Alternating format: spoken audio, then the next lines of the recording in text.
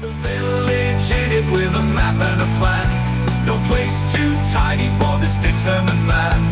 Crossing the counties one by one, he'll see in every English corner a bit of history.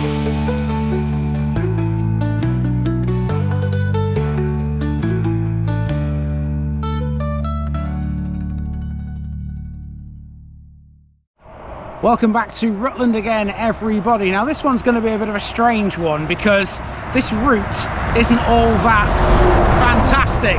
I'll say that much. I've had to park in a lay-by off the A6003, which is not the easiest thing to do, quite frankly, especially when there's traffic rushing past. Anyway, if you were to drive through this place, blink and you miss it, because most of the houses are actually on this very road. This is Gunthorpe.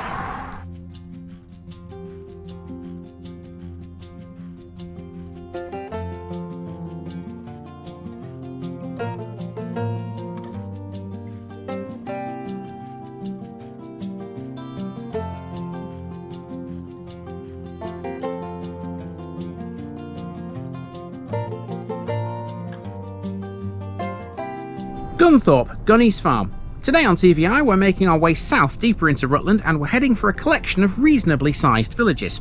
We'll be seeing those over the next 2 weekends, but before we can get to them we have some tiny ones to tick off. Today we're in Gunthorpe, recognised as one of the smallest in the county in terms of population. It has just 10 houses and a mere 16 residents, and they all live close to the principal property here, Gunthorpe Hall. Yes, this is an estate, but you can't really call Gunthorpe an estate village. It's barely even a hamlet, and you'd do well to even know it existed if road signs didn't tell you so. Getting to Gunthorpe is a little tricky. From Oakham you have to follow the A6003 southwards along the western shore of Rutland Water. If you get as far as Manton, you've gone too far and you'll likely be wondering where on earth Gunthorpe is. The main population centre of Gunthorpe is actually on the A6003. Most of its houses front the road close to a track that runs over a railway line to Gunthorpe Hall. That's squirreled away deep into the countryside where next to nobody lives other than its residents. Down there too is a farm, and if you were to follow the track to its conclusion you'd cross the River Gwash before ending up in Martinsthorpe, Rutland's smallest parish.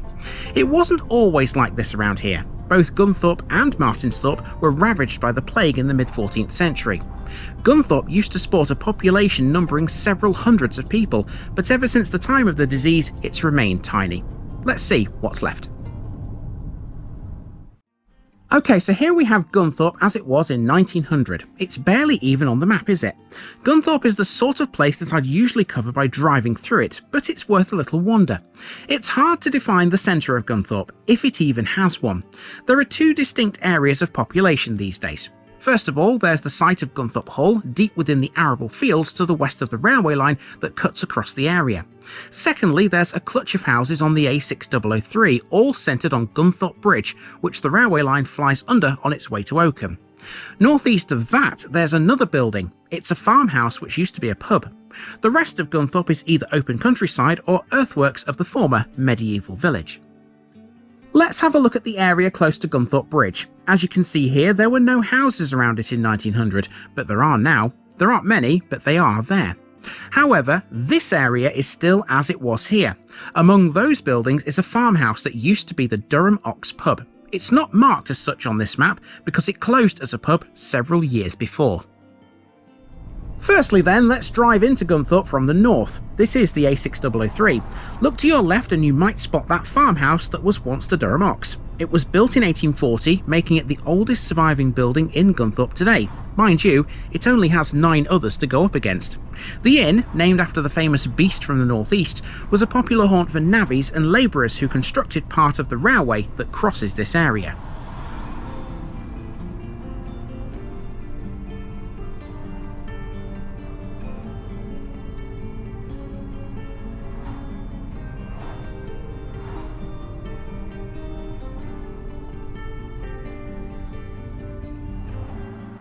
Now we've parked up in a lay-by and we're in front of a collection of houses that form the majority of Gunthorpe. It's a real urban metropolis, this one, isn't it? You would likely never know, given this minuscule offering, that Gunthorpe once had several hundred people to its name. It was devastated by the plague, which ravaged Britain and much of Europe from 1347 to 1351. At that time, Gunthorpe was sited on the other side of the railway line. Today, Gunthorpe remains as one of Rutland's smallest inhabited hamlets, with just the 10 houses and 16 residents.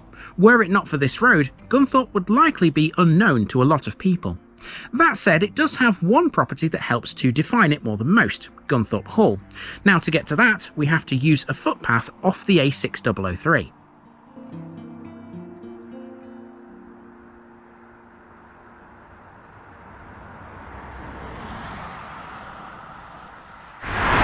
So if you walk down the A6003, which by the way I don't recommend because there's no footpath, you'll come past those houses and then you'll see this sign here which tells you you're in Gunthorpe. There's one of these on the other side of those houses as well, and so you might be sort of forgiven for thinking that that's all there is to it. Not so. There is a bit more to Gunthorpe than this. Let's continue down this road. We're off to find a footpath which runs to the west. It goes over the railway line and heads towards Gunthorpe House or Gunthorpe Hall. So here we have what the south of this area used to look like, and the path we're about to use is clearly marked. It runs west to Gunthorpe Hall, which is located here. As for when the hall itself was built, that's a bit of a mystery. This map simply labels it as Gunthorpe. It makes no reference to a hall.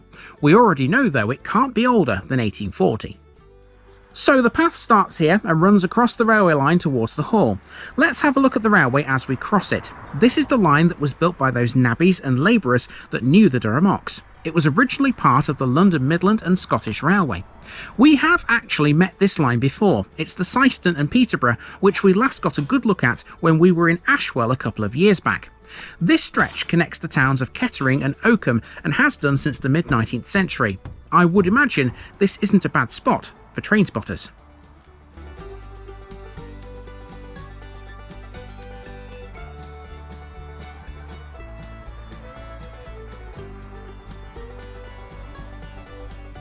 Despite being dissected by the railway and the A6003, Gunthorpe remains a quiet and rural place, typifying the agricultural heart of Rutland. It all sits in some rolling hills adjoining the River Gwash, approximately 2.5 miles south of Oakham and on the western shores of Rutland Water. The path we're on here is just one of several footpaths and bridleways which offer some of the county's most enjoyable year-round views. Now, as far as Gunthorpe Hall goes, I found relatively little about the place. It sits at the centre of the Gunthorpe estate, which was sold by the Earl of Ancaster to Charles Harvey Dixon in 1906. Whatever the history of it, the hall remains a private home and generally it's not open to the public. That said, you can visit this at certain times of the year. In March, Gunthorpe Hall's gardens are usually opened up, mainly for their extensive display of daffodils and the splendid views of Rutland as seen from the garden. The latter, perhaps, is one of the main reasons for going, although the owners admit the gardens are always a work in progress.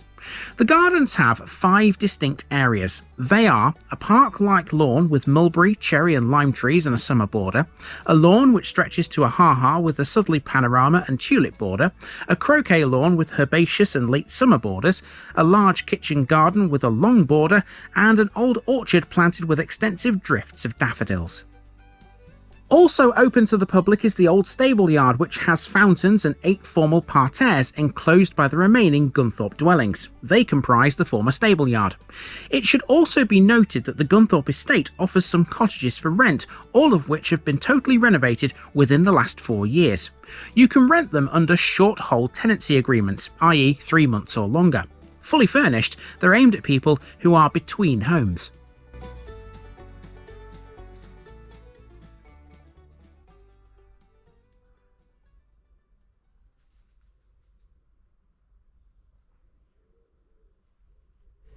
It does feel a little bit weird being here, to be honest with you, because even though you are still on a public right-of-way, which I've never strayed from, by the way, you are walking through what feels like a very private estate. But there are some signs which tell you that what's private and what's not. There's one just there, you can see. That leads into Gunthorpe Hall / Gunthorpe House. As long as you stay on this, you're absolutely fine. I'll just show you what I can see. These beautiful houses. Absolutely fantastic. Gunthorpe's a very, not very well known place, but it's certainly very peaceful and very beautiful at the same time. So now we have to make our way back to where we came from. That's really Gunthorpe, people. There's not much more to it than that. Although next weekend we will see another parish which is related to it. Join me then. So that's really it for Gunthorpe. Really small and well out of the way of anything, and not massively well known. Mind you, it sounds like it's worth a visit in March for all those daffodils. If you think this one was tiny, you've seen nothing yet. In comparison to the next one, this is the centre of a city. Come back next weekend and you'll see what I mean.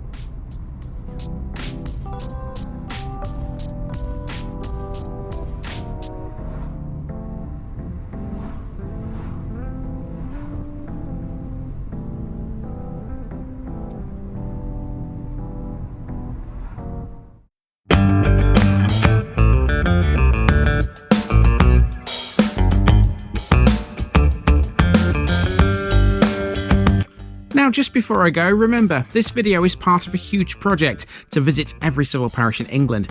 That's more than 10,000. These routes are pre-planned, and due to time constraints, I can't cover every detail or walk down every street. Please don't complain if this video missed something out. I pronounce names how I choose to.